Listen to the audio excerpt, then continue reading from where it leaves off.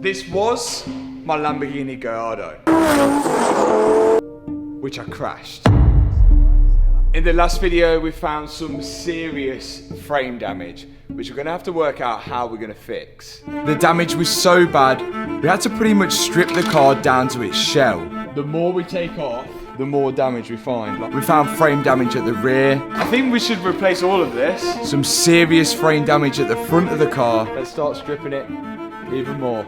And even damage to the exhaust manifold, which meant we had to remove the full engine. That's out! It's out! Yeah. Now, as the frame of this car is aluminium, which bends and twists easily, we have no idea how much this frame has actually moved. So even if I bought all the frame parts separately, we wouldn't be sure whether we're welding them in the right place. So I had a serious problem that I needed to find a solution for.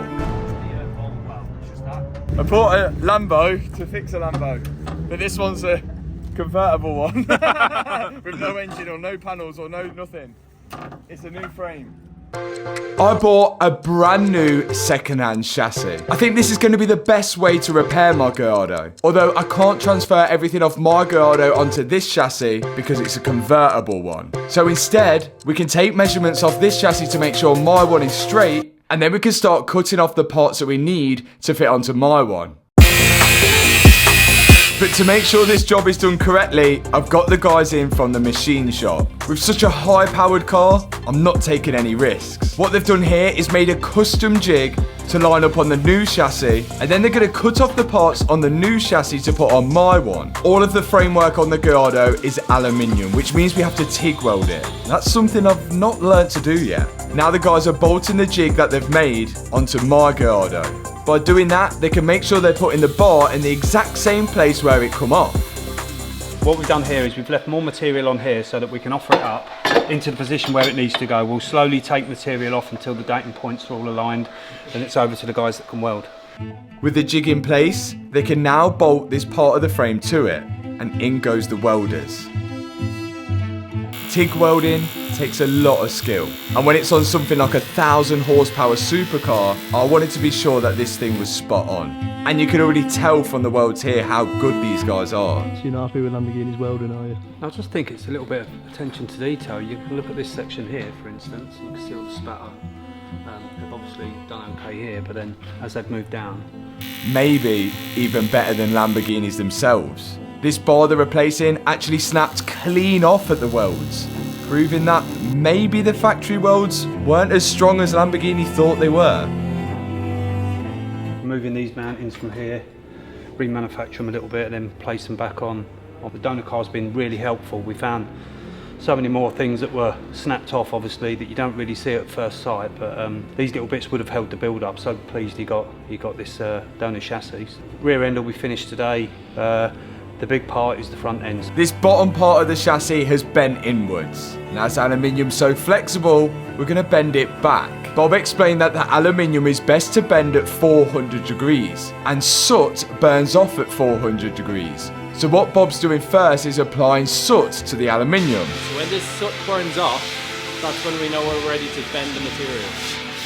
This is a really clever way of doing things. Something I guess you pick up with years of doing something like this. Bob's now burning off the soot, and once all the soot has gone, we know we're at about 400 degrees. Then he can manipulate and bend the aluminium back straight so it's ready to re-weld that bracket on, which actually holds part of the under tray and the rear bumper too. Once it's ground off the new chassis, it then can be welded onto my one. Another spot on job by the lads. And whilst they were there, which I didn't expect, they also started attacking the rear quarter, which is held on with loads of rivets. The guys have got to drill out each individual one, just like the scene I did on the Nissan GTR. But unlike the GTR, this is aluminium. The GTR rear quarter was steel. Now that the guys have drilled out every spot weld for the rear quarter, they can start chiseling off the rear quarter from the chassis of the car, making sure not to damage anything underneath it. They then found it easier to grind the rear quarter into a smaller shape, and once they've done that, they should be able to pull it free from it.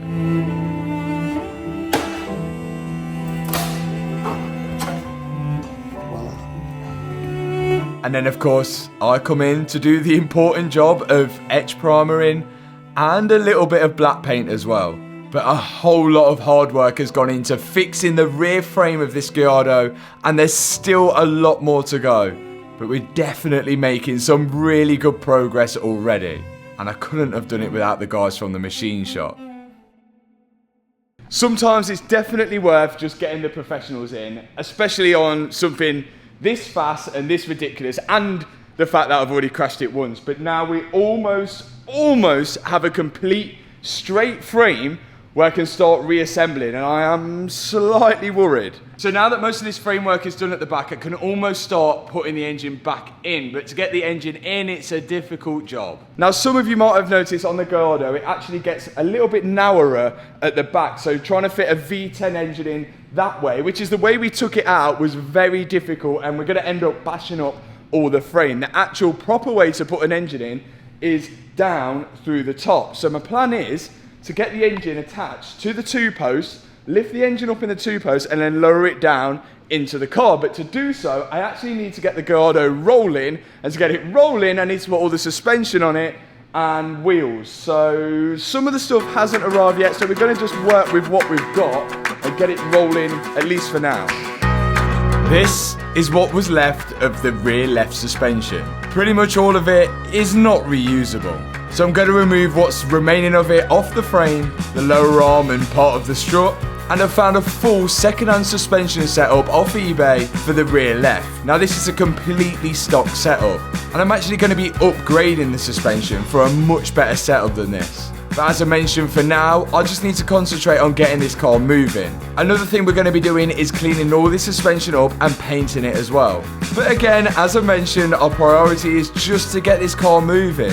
The wheel bearing on this setup didn't feel great, so I removed it and replaced it with my old one, which I'm hoping will be okay. I then cleaned up the wheel hub, ready for the disc to go back on.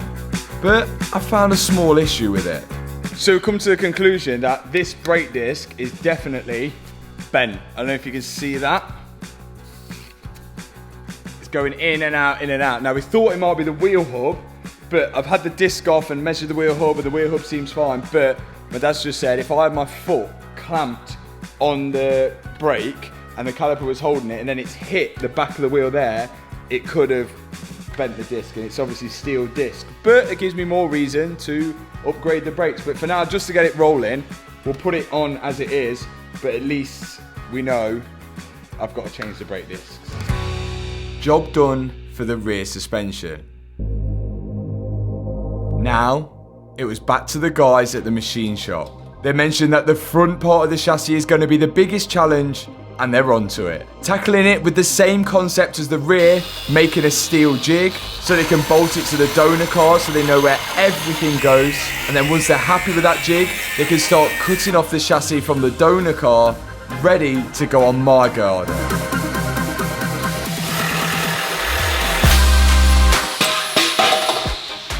The cutting has commenced. All the bent parts on my chassis are now being cut off. The guys have taken all the measurements off the donor car, and by using that jig, they can make sure everything's going to line up and be spot on and straight. This is where we've removed all of the damaged area. We've gone back as far as we can.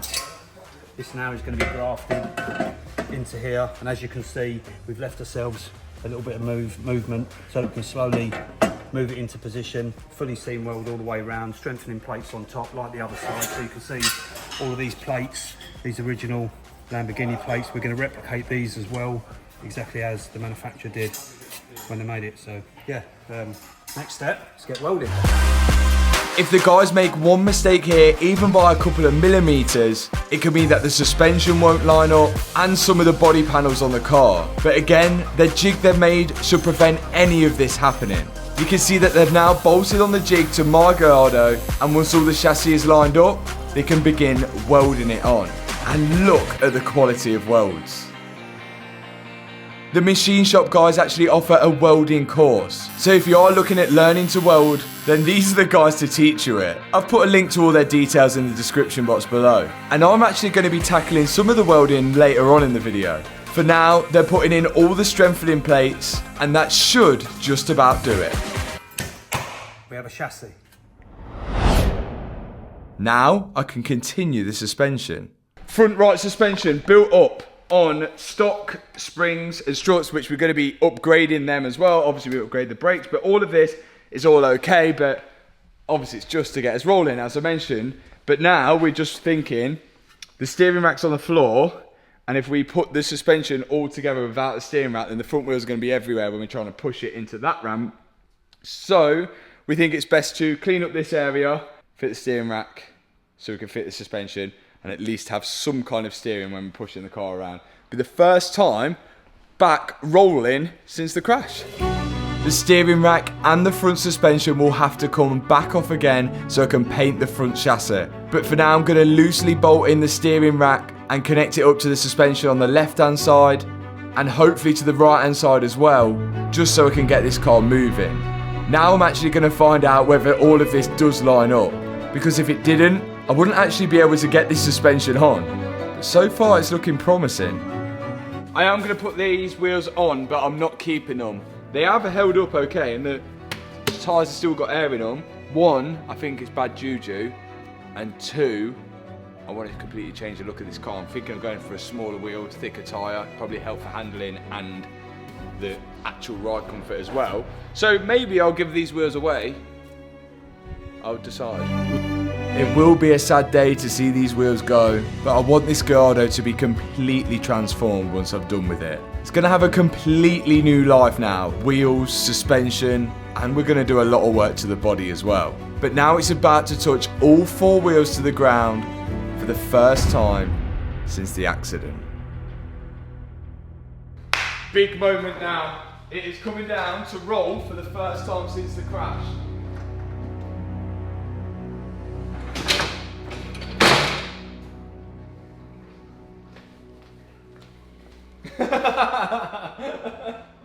It looks so much better like this. It looks mental, doesn't it? Look how sick that looks. You don't really get much, do you? The Gallardo is ready for the engine, but the engine isn't quite ready for the Gallardo. The whole reason why we had to take this out was literally only to do with this dent in the manifold here, which is going to restrict airflow going through to the turbos.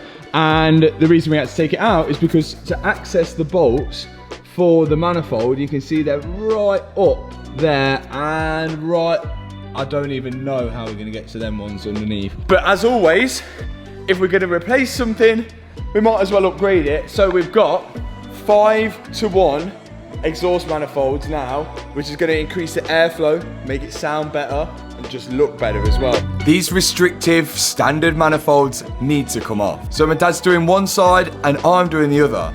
It turns out we only needed to undo the top bolts of the manifold. Then it sort of lifts out away from the engine. Yay! Yeah! Hey! Do you know what a wee bolt is, Toby? No idea. Wee. With the old manifolds off, I can install a new manifold gasket and then begin to put on the big 5-to-1 manifolds. These now have equal length tubes which all join into one, which should increase the airflow. And it will probably actually change the way the car sounds. Exhaust manifolds are on. We're hoping in the right position, but we'll find out when we put them on the car. This is where it's going to get a little bit sketchy.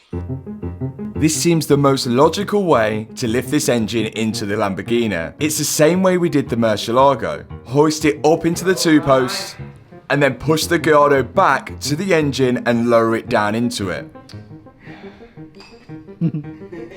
Oh no. But it was insanely close. And the new manifold has made the engine even wider. So these bars here are stopping the engine going in because the manifold is much wider.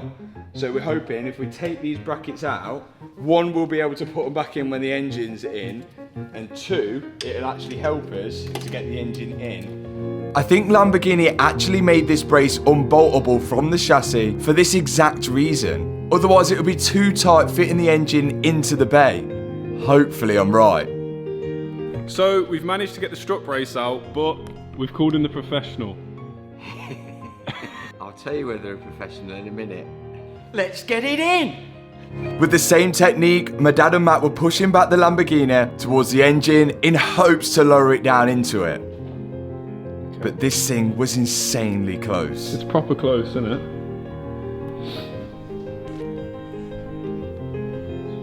You're not so confident now. I don't think Lamborghini could have squeezed any bigger engine into the back of this car. A V10 seems just enough. But after a little bit of manipulation, my dad and Matt managed to get the engine sat in the engine bay. It's finally coming back together now. It's in. At this point, it is hard not to stress because I've got to plumb and wire everything in, and it's been such a long time since we've taken it out. I did take photos, but I've seemed to have taken photos of the bits that I didn't need to take photos of. So wiring's got to go in, coolant's got to go in, fuel's got to go in, oil's got to go in, everything has got to go in. And the state of it at the minute, I'm still unsure where these wires actually route, and if I route them the wrong way and have to redo it, I am going to be very annoyed. So I think I'm going to make sure the engine is fully bolted in, go with all the coolant lines, fuel lines, and wiring last.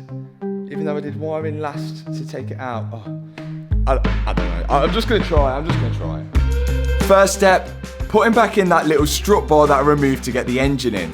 Next step, making sure that the engine is secured to the frame. I'm just bolting up the gearbox mount here. Then I can lift the car up, go underneath it and start connecting the engine mounts to the bottom of the frame. There's 2 bolts on each one. And whilst I was under there, I might as well attach the big cable which connects to the starter motor from the battery at the front of the car. And then it's all the coolant lines which run from the back of the car all the way to the front where the radiators are.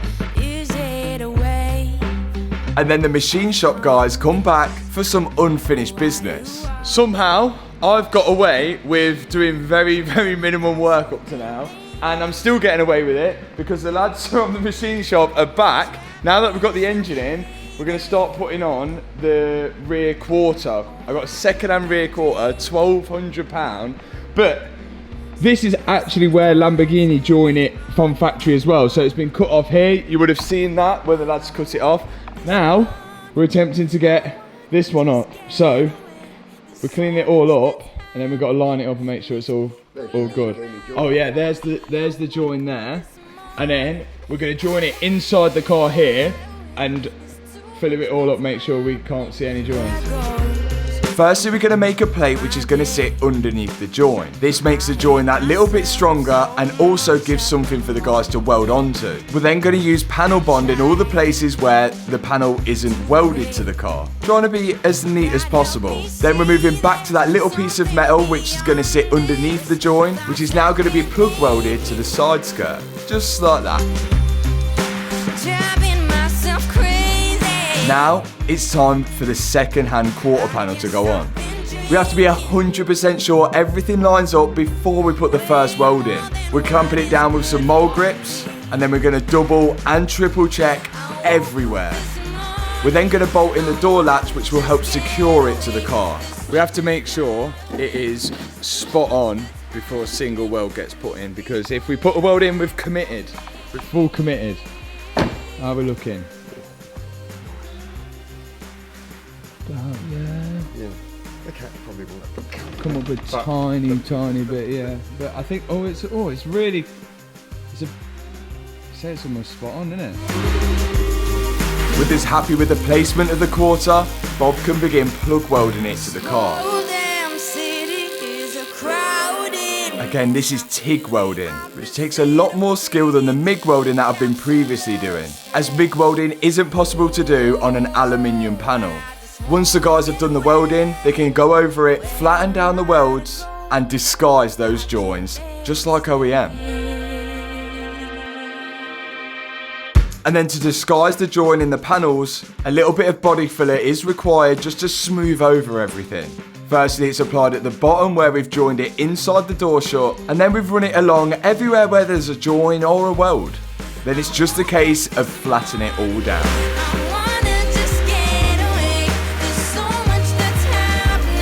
And whilst the guys were doing that, I even got the chance to weld myself. Attempted to repair a broken bracket on the charge cooler, which proved how hard this welding actually is. You've got to be so patient. It didn't look great, but I managed it. That's it. all the framework is now done. It's now up to us to bolt the whole thing back together and get this thing running. Let's start building this up. What are we doing, Tony? We're singing. What are you singing? I don't know. What was on the radio a minute ago? Tony's Not the singing. radio. What do you young lads call it now? Spotify. What? The music box. The music box. Yeah, that music box. What Matt sends his music to. What's that Speaker. called? Is that all it is? Speaker. Bluetooth speaker. Oh, right, yeah. One of them then. Whilst I was sending music to my speaker, my dad was removing the driver's seat. Then I'm in the engine bay pushing through all the wiring for the engine into the cabin of the car. And there's a serious amount of wiring on this car. Remember, it's got aftermarket ECUs for the turbos. Careful, because these are expensive seats.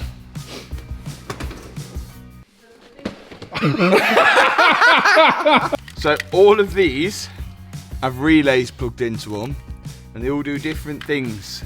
Starter motor, fuel pump, air pumps, fuel relays. We just got to figure out where they all went, and the key is my dad's phone right now. There they are, there they are, there they are. Oh!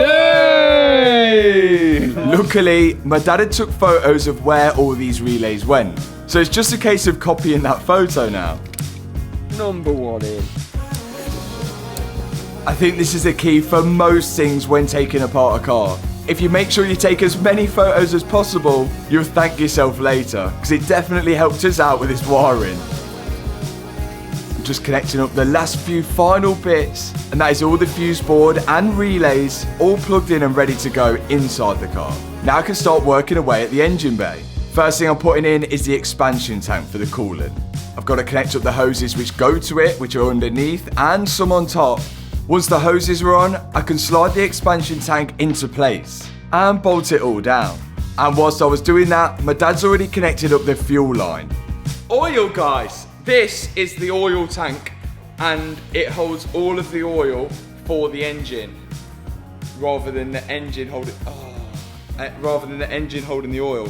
We think it went, if we can remember, there, mate. Somewhere there. I think the heat shield goes underneath. Oh! He's smashed it, innit? Yes!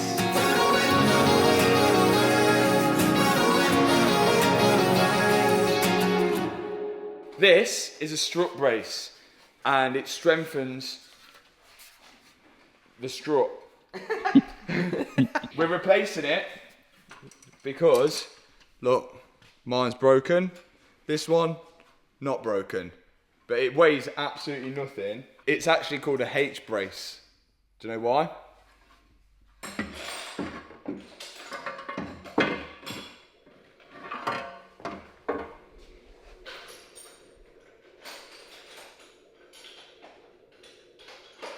We've been scammed.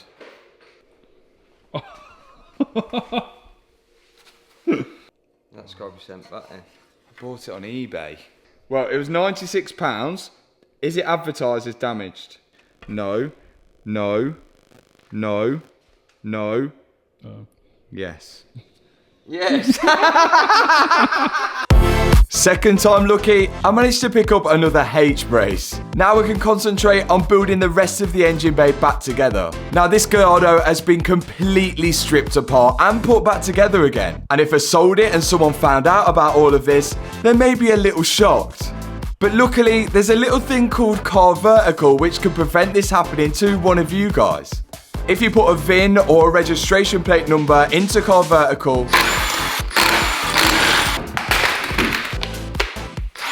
it'll bring up the full history of that car, showing you whether it's been involved in any accidents, whether the car's ever been exported, whether the car's ever had any mileage fraud, whether it's ever been stolen, or whether there's any outstanding finance. And if the car previously was in an accident, it will sometimes even show you photos of the car when it was auctioned off at the car crash auction website. And on top of that, it'll even show you the full timeline of that car. Every time it's had an MOT check, every time it's had an ownership change, or every time it's had a personal reg put on it. It is a really handy bit of kit. You all need to make sure you're doing it before making your next purchase. So to check your car out, a friend's car, or a car that you're potentially about to buy, click the link in the description box below and use code MATT for 20% off. Right. Woo! Okay, aftermarket plate is in. There is a water pump underneath here. It's only a small water pump. Now, the idea for the water pump is to pump water to the radiators at the front of the car, or the one radiator at the front of the car. So you have a feed going to it, and then also a return going to it. We want the hot water, which is coming out of the charge coolers, cooling the air to go into the engine, to come out of the charge coolers into the water pump and then into the top of the radiator, and then the cold water to come out the bottom of the radiator, back up and into the charge coolers, which will stay nice and cool to cool the air going in. The issue we're going to have is here we've got one hose and two hoses right here. Now, one of those hoses is going to be traveling hot water, one is going to be traveling cold water. The one which is going to be traveling the hot water, we want it to connect to the top radiator at the front of the car. The only way we're going to be able to identify it, because both of the hoses are exactly the same colour, is pouring some water down it, then we'll know which one to connect to that one. Thank you. I'm hoping this one. Should we guess? Place your bets. Which do you think it's going to be? Oh no, it's that one. That one there. It's coming out of that bottle. Yeah. Yeah, dribble. Also, this radiator was perished and we got it re-cored and fixed and powder coated for how much? Too much. And over £400. You're joking? Over £400 to rebuild that. We got scammed. Now we know which hose goes where, I can start connecting them up to the water pump. The hot hose, which is connected to the bit the water pump pushes out, and the cold hose, which will connect to the pipes which go into the charge coolers. Then I'm putting in this aftermarket tank, which holds the coolant for all the charge coolers. There's a bunch of wiring which connects to the back of this, which is hidden nicely away, and then I can connect that up to the H-brace. All of this has been built custom for this car. And when it's all bolted in, it almost looks like it was made for it. Last hose to go in is the one connecting from the tank to the water pump. Then I can start to bring the charge coolers into place. These are what the air passes through before it goes into the engine. You can see inside all the fins in it like a radiator. This is going to keep the air nice and cool before it actually goes into the engine. Because obviously the cooler the air, the better it is and the more power we'll get. I've now got to connect up the hoses to the charge coolers and then I can lift the other one in. Obviously too, because we're twin turboed. And that is job done there. Oh! We just want to get this thing started so we can actually run it without the coolant just for now, because we're not going to run it hot enough for it to be able to, for us to want to cool down the charged air. So we should be able to just run it without that, but it is all plumbed in and connected up. Our next step would actually be to connect the turbos to the exhaust. And we all know how the turbos work. They use the exhaust gases to spin the turbos to then force charged cooled air into the charge coolers and into the engine. So it's got to be connected from here to here, and we're going to find out now whether those 5-to-1 manifolds that we fitted are in the right position, because if they're not, we're going to be in a problem, because it's not all going to line up. And then we still need to plumb in all of this. Turbos on next. Modified cars, they said. It'll be fun, they said. Before the turbos go on, I've got to fit the anti-roll bar. Otherwise we'll be squeezing it between the turbos and the frame of the car. Once the anti-roll bar is tightened up to the frame, it's now time for the turbos. And the exhaust side of things have undergone a little bit of damage. But Hannah thinks that she can fix them.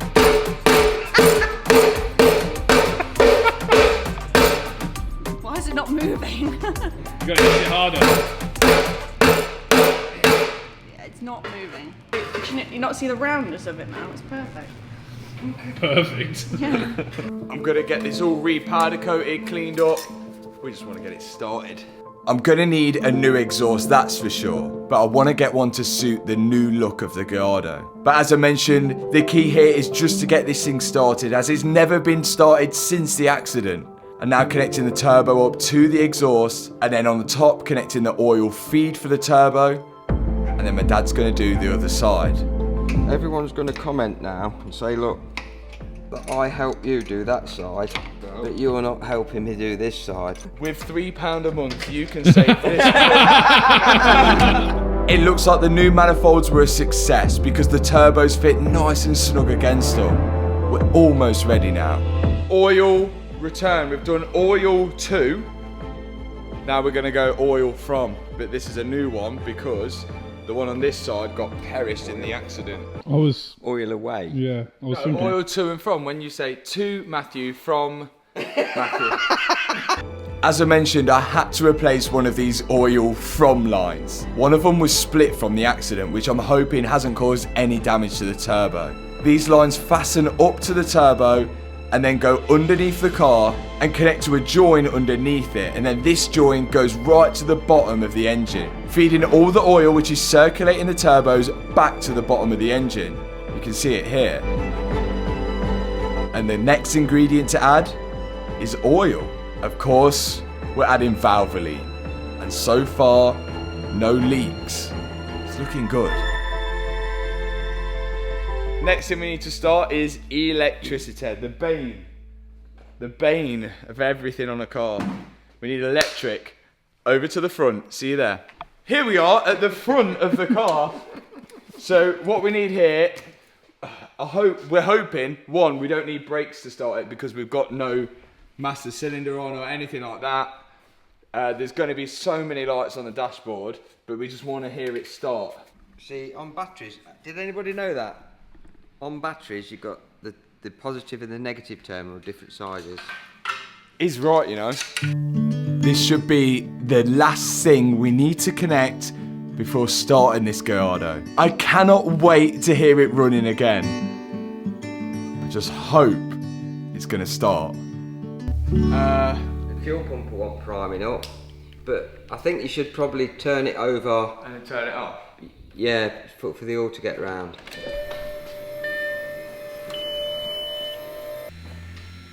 Oh yeah, it's a water pump going, but there's no water in it. That's why it's noisy. Got no steering, no brakes, so I don't know if it'll let us start it. Go for it. It's a big moment. Ready? It's gonna go. Oh, it's gonna be so loud. We've got every light on the dash.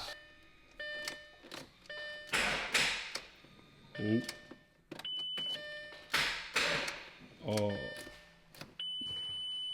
Flat battery. Well, it sounded like a flat battery. We connected the jumper pack to the battery. Let's try it.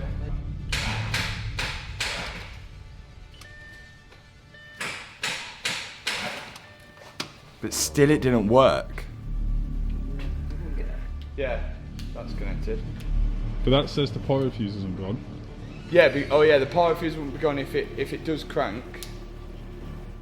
Or it could also be that we've got loads of other earths off around the car. We put a different jumper pack on it just to make sure it wasn't a faulty jumper. Alert. Is that on?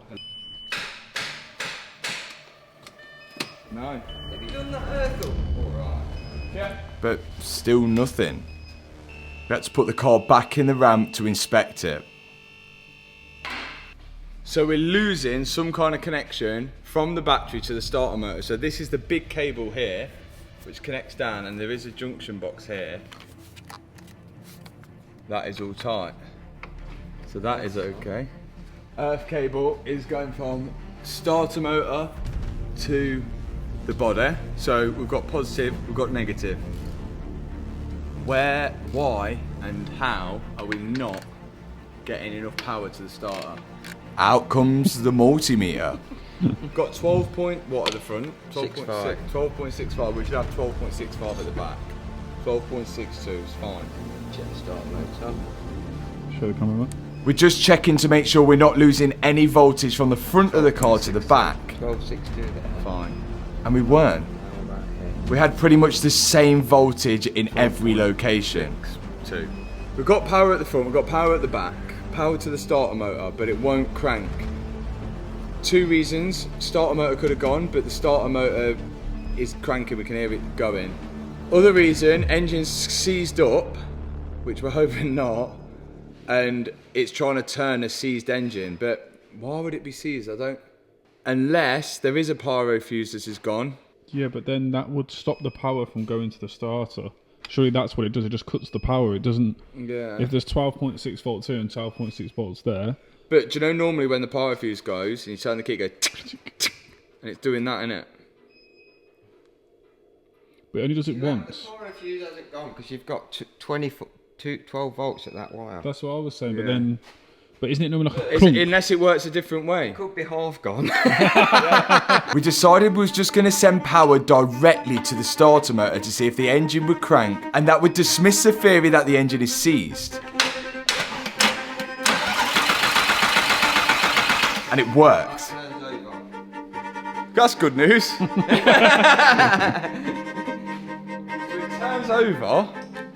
I think it's got a bad connection somewhere. When the power's put under load, it can lose the connection. I hate ground wires. Guess what? It's electrics again. We were going to try again, hoping it'll work this time after we'd cranked it with the power directly to the starter. And eventually, it cranked.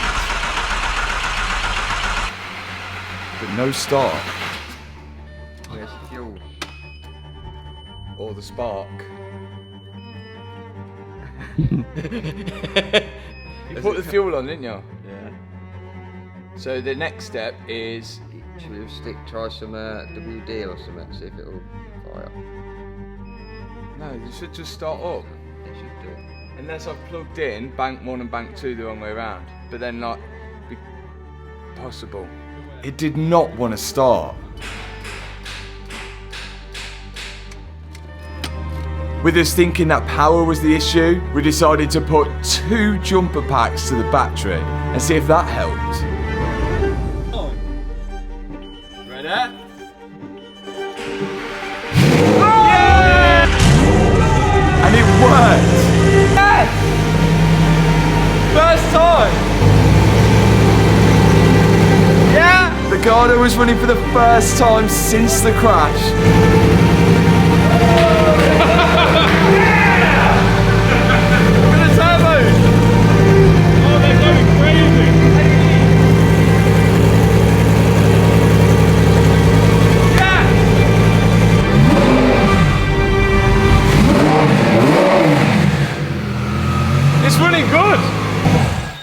Yes!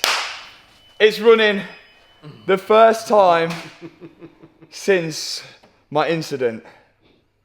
Well, that was good. Not enough battery power. Well, guess what? It's our old friend Electrics again. Thanks so much for watching this video. If you enjoyed it, hit the subscribe button, hit that thumbs up button, and I'll see you in the next video. Peace out.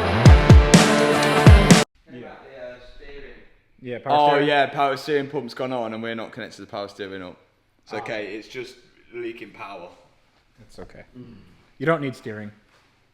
Look where it got you.